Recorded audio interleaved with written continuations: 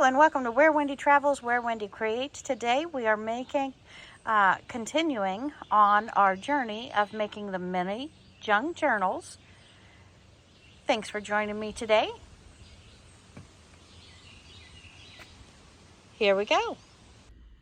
Okay, so let's go ahead and work on this one. And on these junk journals, when they're at this stage, you've put the lace on. We did have this as the front cover. I'm thinking I want to turn it around and make it this way. So all you got to do is bend those edges backwards, and that's how we'll do it.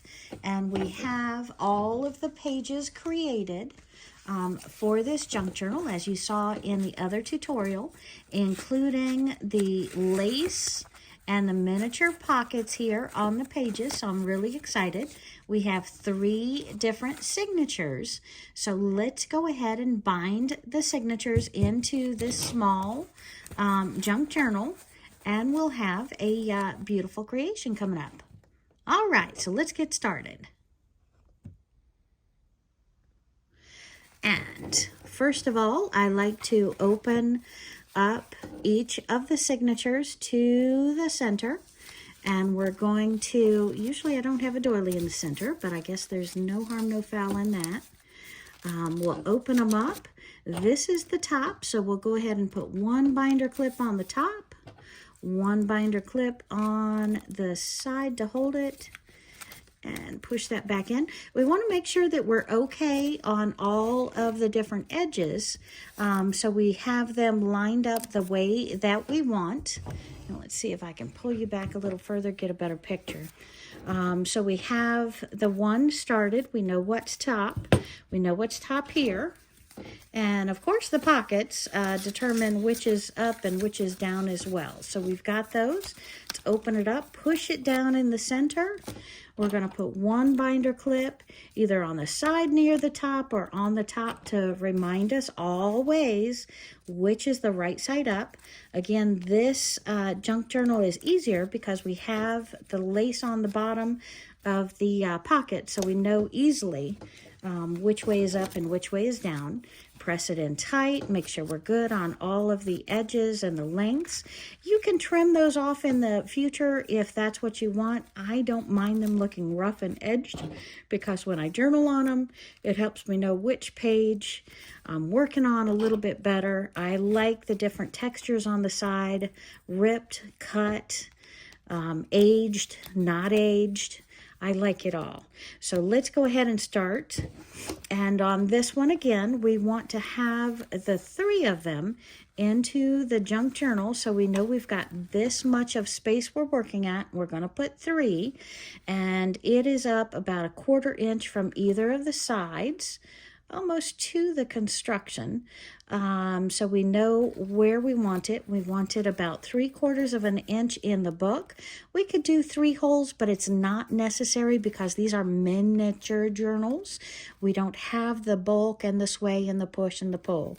So we've got just 2 tight holes that we want to make, and we know where we want them on the cover.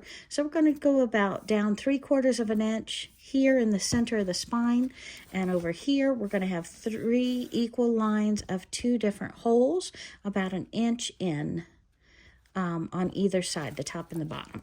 So let's go ahead and take our Crop-A-Dile 2, which makes it real easy on my wrist. I do have bad wrists, so this makes it super easy, super fun, doesn't debilitate me at all because I have this very large Crop-A-Dile where I can use the arm muscle and not just the torque of the wrist. Okay, we've got that one done. Let's go on to the next one. I'm not sure if you can see this. Move those out of the way. Pull this in, and we're going to come up the Crop-A-Dile. We want it right in the center of the journal. We're coming up about 3/4 of an inch. We're using the smallest punch right on the side there. And we're pulling it down, turning it over, doing the same equidistance on the bottom, right on the line. And going on to our 3rd, same one, same way. And we want it up 3/4 of an inch. Oh, slightly off on that, not bad. And right in the center. Okay, so we have our 3 journals now, and now we want to audition which of our flosses we want to use to match the colors. So we have, unfortunately, no beiges, which I would always use a beige for this project. But again, we're upcycling, recycling, and this is what I have on hand. So we could go with the blue because of the blue or the beige. I think those are the 2 best colors. So let's move the others out of the way. And let's audition which of these 2 we want. Both of them are bold and show up. So again, I'd rather a neutral, more like this off-white beige color. But we can use either of the blue or the brown. I'm feeling more earthy. So let's go more with the brown on this one. And go ahead and do it. And this again is going to be the inside, so you're looking at the brown over here. Did I punch the holes in this? I didn't punch the holes in this. So let's do that now. But I think we're going to use, yeah, I'm really going back and forth on the blue or the brown. I like the earthy, but when I put it by itself, I'm pulled back more to the blue. I think we're going to go more frou-frou with the blue. So I've changed my mind.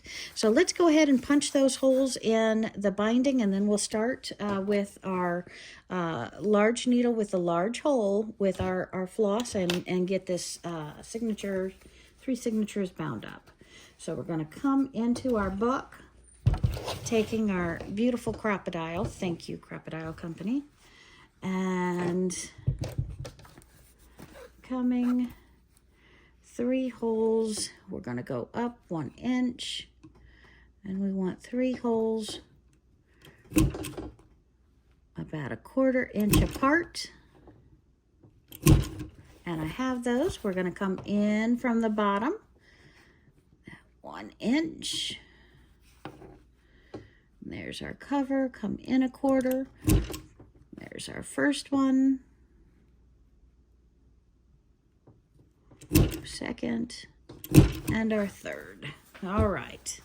So I've got one of them 1/4 inch off. I think we'll be okay. As you can see, they're a little bit askewed there. Okay, so let's grab any of them that you chose as your first one. I don't really care. We're going to have this as the inside and not the outside. We're going to take our floss, pull off our 2 edges, throw those out of the way. And one end comes off easier than the other.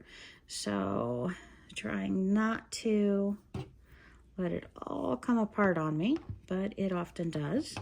And we're going to pull out approximately 3.5 lengths of the paper book to get that bound. So I've got the floss, and this floss is something that I got secondhand. Always try and upcycle, recycle. So anytime you can get pick this up in the secondhand store, definitely do. So even if you're not into secondhand clothes, secondhand books, whatever, I do like a lot of my crafting materials from the secondhand store, because again, why buy new if you can use something somebody else never used, and it's cheaper, it's still brand new. Okay, so let's go ahead and get these bound. And we are going to just simply take it through the back, through the hole on the back. Ouch, poke myself, bring it right up through the middle. Try and make sure your threads are just about even. Pull it taut, make your knot.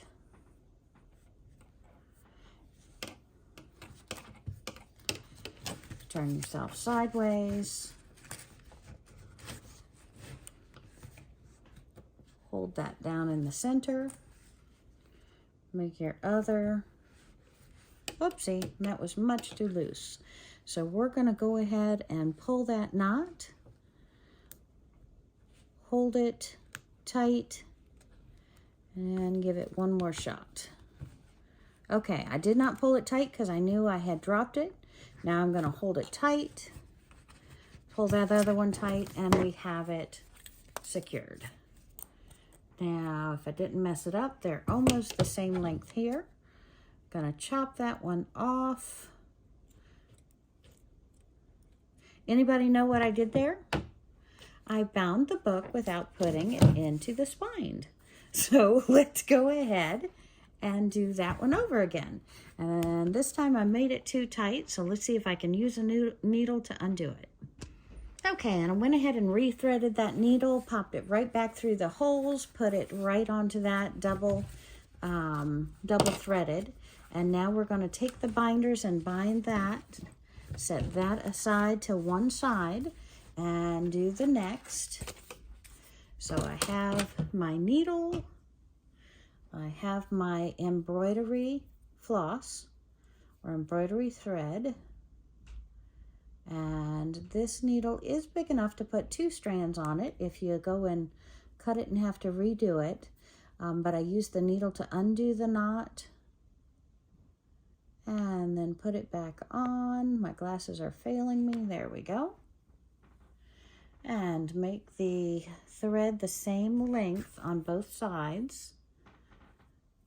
So you're going to end up with approximately the same length. So if you want to use that to bead it, you can.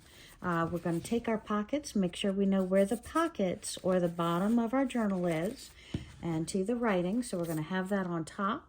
This is the second one, so ideally we want the second hole in the book to go ahead and bring that through. Find the second hole here, put that back through, find our book, put that through that hole, and these binder clips are absolutely wonderful. So if you use the binder clips, it's going to hold the book into place, and it's going to make tying these off and doing everything we do so much easier. So, and then hold it in the center,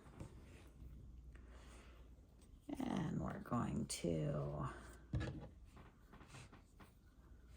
knot it, or one tie, turn it sideways with our finger holding it, and just wrap that around, pull that down tight, and we've got that.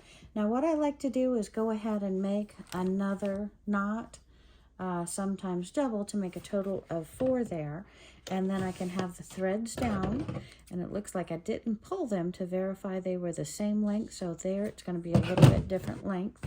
That's okay, we can easily work with that. Fold your binding over, take one clip, clip them both together, we can put the other one aside, and we have our 2 signatures looking to do our third. So we're going to grab our third string that we've cut, approximately 3.5 times the length of the book. Again, that's what I like to do. Often I'll cut these off, so it doesn't really matter. But I like to pull those threads, have them about the same length then for that embroidery floss. So if I do want to bead it, I can put beads on there, dangling at about the same distance. I'm going to grab our third signature. Remember, we put the ribbon and lace on the bottom, so we know which side is up, which side is down. I'm going to put the needle through the top, then grab this, put it through the top, pull it, so we see the back, and it's upside down right now. But I'm going to put the needle through that other hole, and put it right through, come up through the center, pull my beautiful blue threads approximately the same distance up, make our first knot, turn it sideways, hold it taut, and then go in for another knot. I'm sorry, my hands are so big in here. And that looks like I pulled it unevenly, and I don't know how I ended up knotting it like that. That's interesting. And we're going to go ahead and do a second and a third for a total of 4. And those a little off again. We're going to trim that. We've got all 3 signatures done in the center of our book. We can take our binder clips completely off now since we're in. And now we can add ephemera, do a little painting, do a little journaling. We've got the basics of our book ready for the creative stage. There we go. Pull that thread down. So we have all of our threads straight down. And what I like to do, manhandle it a little bit. Feel free to do so. It is going to plump up when we put our stickers, our different ephemera and things on the inside. But for right now, we've got a beautiful junk journal, a mini junk journal, all done. We can put beads on the bottom here. We can even brush that out and have it into just threads hanging. So whatever you like to do, your junk journal is now ready to receive your art and your journaling. Woot woot! I love it. I love it.